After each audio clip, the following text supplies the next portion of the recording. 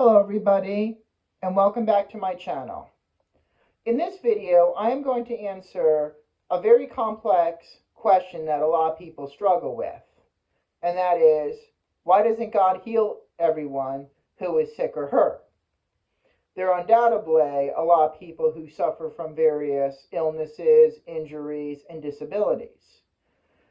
Many people pray God for healing from these terrible conditions, but it often seems as though God does not heal the person from what they are going through. As a result, it is natural for people to question God and ask why He does not remove that person's illness or other infirmity.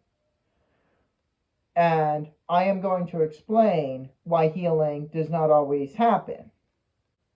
The reality that there is a lot of pain and suffering in this world is very sad and tragic. We see people, including young children and babies, who suffer from painful, chronic, immobilizing, or terminal conditions like cancer, diabetes, heart disease, digestive disorders, traumatic brain injuries, blindness, quadriplegia, and a lot more. And it is not only horrible for those who are actually experiencing these things, but for the family and friends of these individuals as well. And typically Christians and even unbelievers turn to God and pray to Him for healing. But the truth is, God does not always heal a person with a physical illness, injury, or disability. And many think that it is unfair for God to heal some people but not others. But why doesn't He heal all? That is the question. Well, the short answer is that it is not always God's will to heal that person. 1 John 5:14 states that anything that is asked toward God in accordance to His will be granted. And again, that is in accordance to His sovereign will. And it's a very difficult pill to swallow, knowing that God does not always heal even those who are extremely sick. Now, if it were always God's will for people to be healed, then we would all be in good health and should never die. Some people do think that God is obligated to heal us because He loves us. But that can just be like saying that if a parent loves their child, they should give him or her everything that they ask for. But a truly loving and caring parent would not always give in to their child's requests, even if they are upset when their answer is no. The parent knows what is best for their son or daughter, and so it is with God and His children. Now, a lot of people would say, well, it's different when a person is extremely sick or injured, but I will get to why it may not always be God's will to heal and how it may be a good thing. But some Christians believe that God will heal somebody if they only have enough faith. They may be like, you just got to have faith and God will heal you. And one person who suffered and struggled a lot with why God does not always heal is Johnny Erickson Tata. I don't know if I'm pronouncing her name right, but she is a Christian author and radio host. And when she was 17 in 1967, she dove headfirst into the Chesapeake Bay.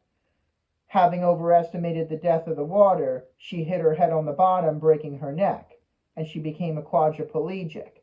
She was paralyzed from the neck down. She couldn't use her arms or legs. And as stated in her book, Johnny, she prayed and had very strong faith that God would heal her. She even told her friends that they would see her walking soon. Yet almost 60 years later, she is still paralyzed and in a wheelchair. God has still not healed her. Now, on the other hand, some people believe that God never performs miracle healings today. But Matthew 19:26 states that anything is possible with God. At the same time, though, we have to understand that even during biblical times, miracle healings as we think of them are extremely rare. For example, during the first 2,500 years of biblical history, there are no records of healings. And then in Moses' time, well, he did perform many signs to prove his authority as a leader of God, the only healing associated with him is when Miriam is cured of leprosy. Now, many people point that Jesus Christ healed a lot of people during his earthly ministry. And while he undoubtedly performed healings as an act of compassion towards those who were suffering, the main purpose of these miracles was to show that he was in fact the Son of God.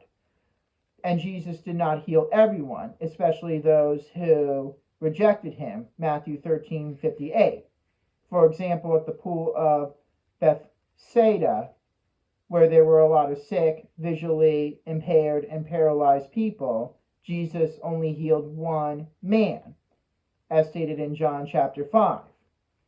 For almost 4 decades, the 12 apostles healed many, but like with Christ himself, the main purpose of these miracles was to confirm who he was, and he did not heal everyone either, including Christians.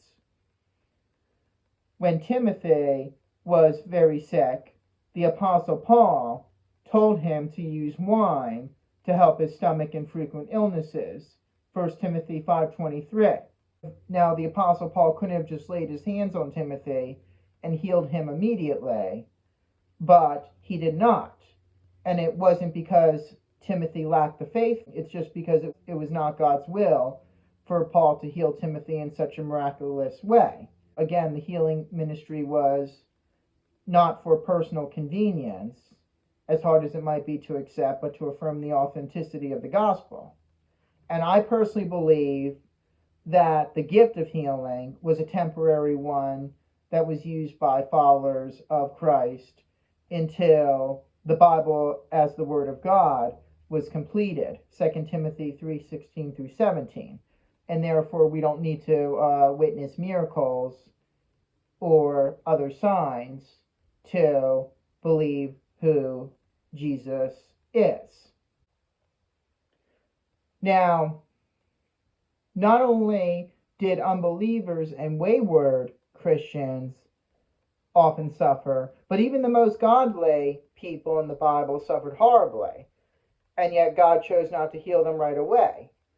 In the Old Testament, Job not only suffered from terrible loss of family and property, but he also developed horrific physical illness, including excruciating sores on his body. His suffering is mentioned in Job 1:13 through 2:13. God did not remove his anguish immediately, although he eventually restored his fortunes twofold, Job 42:10 and 12. In the New Testament, the Apostle Paul had a thorn in the flesh, which was an ailment that God did not heal, 2 Corinthians chapter 12, 7b through 9. But in that verse, God does say that his grace is sufficient for him. Now, the good news.